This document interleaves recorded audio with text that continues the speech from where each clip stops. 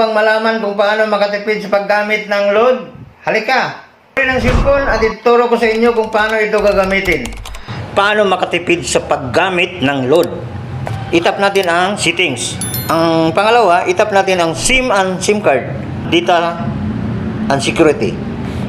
Tap natin ang data settings and data usage. Hanapin natin ang data saver.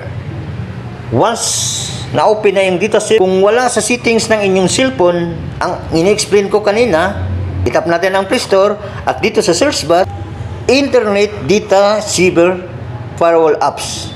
Sa akin, itap ko itong Internet Guard No Rope Firewall. Yan ang na-install sa aking cellphone. At itap ko ang open.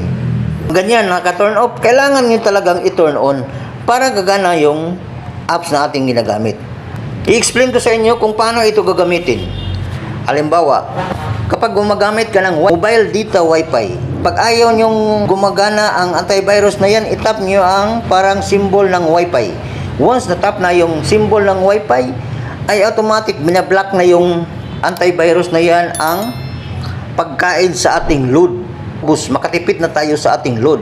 Pag gumagamit lang kayo, dito lang sa ating cellphone, ito ang parang triangle, ang itap natin. Nakauna yung parang triangle, itong antivirus na yan, eh hindi na yan ginagana, naka-block na yun.